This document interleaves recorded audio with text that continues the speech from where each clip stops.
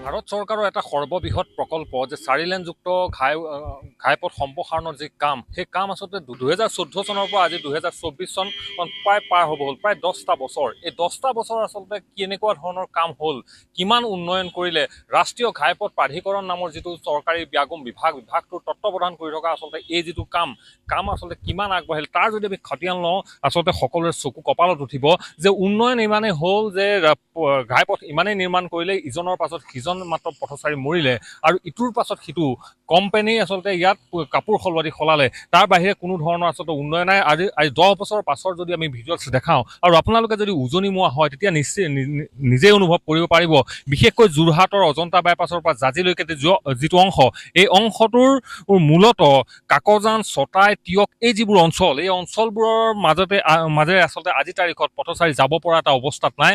প্ৰতিনিয়ত আচলতে ইয়াত দুৰ্ঘটনাৰ সন্মুখীন হয়। তাৰ পাছতো বাৰম্বাৰ প্ৰতিবাদ আবেদনৰ পাছতো কিন্তু আজি তাৰিখলৈকে ৰাষ্ট্ৰীয় ঘাইপথ প্ৰাধিকৰণৰ কোনো ধৰণৰ গা নলৰিল, নিৰ্মাণকাৰী সংস্থাৰ আচলতে কোনো ধৰণৰ গা নলৰিল।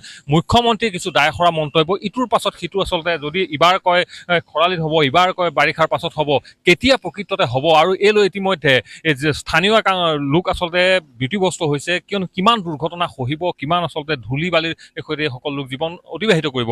মই একাংশ সচেতন লোক আছে আপোনাৰ পৰা জানিম 2014 চনত 2009 চনৰ পৰা কাম আৰম্ভ হৈছিল, 2014 চনত এভেকশ্যন হৈছিল, আজি তাৰিখত 2024 চন। এই বিগত 10টা বছৰত কেনেধৰণে পাৰ হ'ল যদি অকণমান কয়। আটাইত প্ৰথম কথাটোৱে হ'ল যে এটা ৰাষ্ট্ৰীয় প্ৰকল্প নিৰ্মাণৰ নামত সৰ্বসাধাৰণ জনতাই যি ধৰণে দুৰ্ভোগ ভুগিবলগীয়া হৈছে, এইটো এটা অত্যন্ত দুৰ্ভাগ্যজনক কথা। আৰু এই দুৰ্ভোগৰ মূলতে হ'ল national highway authority of India আৰু ministry of road transport and হাইৱেজৰ যি অদূৰদৰ্শিতা, তেওঁলোকৰ এই অদূৰদৰ্শিতাৰ ফলাফল আজি সৰ্বসাধাৰণ জনতাই ভুগিব লগা হৈছে।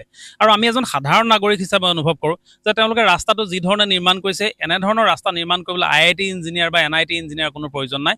সৰ্বসাধাৰণ মানুহে এনেকুৱা ধৰণৰ ৰাস্তাৰ কাম কৰিব পাৰে। আৰু আটাইতকৈ ডাঙৰ কথাটো হ'ল যে যোৰহাটৰ, তিয়কৰ এই সংবাদ মাধ্যমৰ প্ৰতিনিধিসকলে নিৰৱচ্ছিন্নভাৱে ইয়াৰ বাতৰি ধাৰাবাহিকভাৱে প্ৰচাৰ কৰি আহিছে। অসমৰ মাননীয় মুখ্যমন্ত্ৰী দৃষ্টিগোচৰ কৰিছে আৰু বৰ্তমানৰ যোৰহাট লোকসভা সমষ্টিৰ সন্মানীয় সাংসদ গৌৰৱ গগৈ ডাঙৰীয়াই কেন্দ্ৰীয় পথ পৰিবহণ মন্ত্ৰীকো এই বিষয়ে অৱগত কৰাৰ পিছতো কিন্তু ইয়াৰ কোনো প্ৰভাৱ পৰা আমি দেখা পোৱা নাই। আৰু আটাইতকৈ ডাঙৰ কথাটো হৈছে যে ৰাস্তাটো যি ধৰণে নিৰ্মাণ কৰিছে, তেওঁলোকে ঠায়ে ঠায়ে VUP নিৰ্মাণ কৰিছে, PUP নিৰ্মাণ কৰিছে, কিন্তু তাৰ পূৰ্বে তেওঁলোকে ছাৰ্ভিচ ৰোডসমূহ নিৰ্মাণ কৰা নাই বা পানী নিষ্কাশনৰ কাৰণে নলাসমূহ নিৰ্মাণ কৰা নাই। এই নলাবোৰ নিৰ্মাণ নকৰাৰ কাৰণে তাত পানী গোট খাই গৈছে আৰু তাৰ ফলশ্ৰুতিত ডাঙৰ ডাঙৰ গাঁত হৈছে আৰু দৈনন্দিন দুৰ্ঘটনা তাত সংঘটিত হৈছে, যাৰ ফলত সৰ্বসাধাৰণ জনতাৰ জীৱন আৰু সম্পত্তিৰ নিৰাপত্তাৰ প্ৰতি যথেষ্ট ভাবুকি আহিছে। নিশ্চিতভাৱে মই আপোনাৰ পৰা এটা কথা জানিব বিচাৰিম, যিহেতু যদি চাওক বহু প্ৰতিবাদ হ'ল, প্ৰতিবাদৰ অন্তত যেতিয়া মুখ্যমন্ত্ৰীক যদি কোৱা যায়, যদি প্ৰশ্নও কৰা যায়, মুখ্যমন্ত্ৰী এটা সময় দিয়ে যে এই বাৰিষা, এই খৰালি, এই যিখিনি কথা এনেকেই ধৰণে পাৰ হৈছে। ৰাষ্ট্ৰীয় ঘাইপথ প্ৰাধিকৰণক আচলতে কোনো ধৰণৰ এই ক্ষেত্ৰত সঠিক উত্তৰ দিব নোৱাৰে যে প্ৰকৃততে পথটো কেতিয়া হ'ব।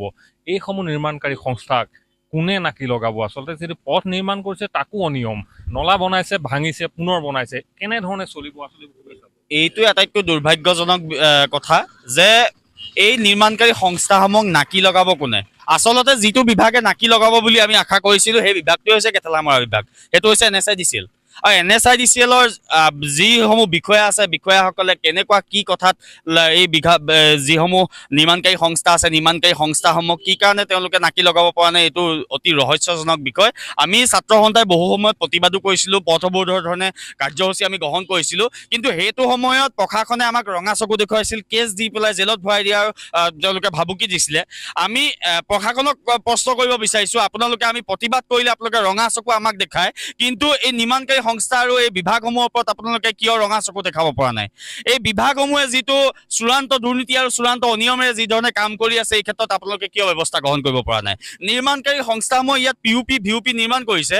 PUP VUP নিৰ্মাণ কৰাৰ আগত তেওঁলোকে চাবৱেটো কিয় ভালকে বনাই লোৱা নাই? চাবৱেটো নিৰ্মাণ কৰাৰ আগত ড্ৰেইনসমূহ পানী পাৰ হৈ যোৱাকে ড্ৰেইনসমূহ কিয় বনাই লোৱা নাই? মুখ্যমন্ত্ৰীগৰাকীয়ে সফল মুখ্যমন্ত্ৰী হিচাপে নিজক প্ৰতিষ্ঠা কৰিবলৈ বিচাৰি থাকে।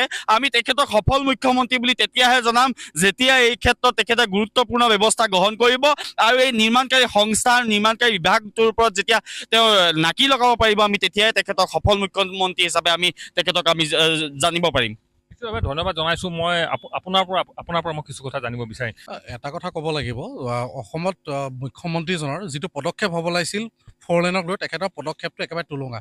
যেতিয়া সংবাদ মাধ্যমে তেখেতক এই বিষয়টোক প্ৰশ্ন কৰে, তেখেতে কিছুমান তুলুঙা মন্তব্য দিয়ে আৰু কৈছিল তেখেতে বিগত বছৰ যোৰহাটৰ এখন সংবাদ মেলত যে ডিচেম্বৰৰ পূৰ্বে অহা বাৰিষাৰ পূৰ্বে কামটো সমাপ্ত হ'ব। বাৰিষাটো এতিয়া চলি আছে, এই বাৰিষাটো নহ'ব, কোনটো বাৰিষাত হ'ব আমি তেখেতলৈ প্ৰশ্ন কৰিব বিচাৰিছোঁ। আৰু এটা কথাও ক'ব লাগিব, NSIDCL আৰু যিবিলাক ঠিকাদাৰী প্ৰতিষ্ঠানৰ গোপন মিতিয়ালী ফলত ৰাইজে জীয়াতু ভুগি আছে।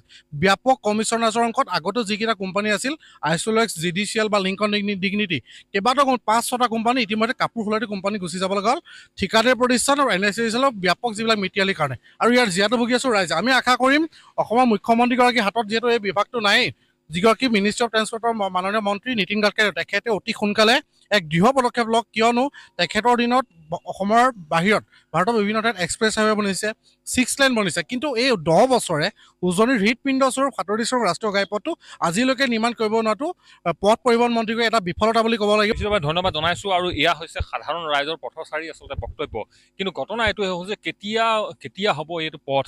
মই বাৰম্বাৰ ক'ম যে 2014 চনৰ পৰা কাম আৰম্ভ চলি থকা এই ৰাষ্ট্ৰীয় ঘাইপথৰ কিমান মানুহৰ আচলতে প্ৰাণ ল'ব, সাধাৰণ জনসাধাৰণৰ কিমান প্ৰাণ যাব এই পথত, এইটো এই মুহূৰ্তত কিন্তু এটা গুৰুত্বপূৰ্ণ প্ৰশ্ন। তাৰ উত্তৰ কোনে দিব? ৰাষ্ট্ৰীয় ঘাইপথ প্ৰাধিকৰণে আজি তাৰিখত সুদুত্তৰ দিব নোৱাৰে, মুখ্যমন্ত্ৰীয়ে সুদুত্তৰ দিব নোৱাৰে যে কেতিয়া হ'ব ৰাষ্ট্ৰীয় ঘাইপথ, কেতিয়া হ'ব এই 4 লেনযুক্ত পথৰ কাম। এই কিন্তু এই মুহূৰ্তত এটা গুৰুত্বপূৰ্ণ প্ৰশ্ন হিচাপে থিয় দিছে সাধাৰণ ৰাইজৰ।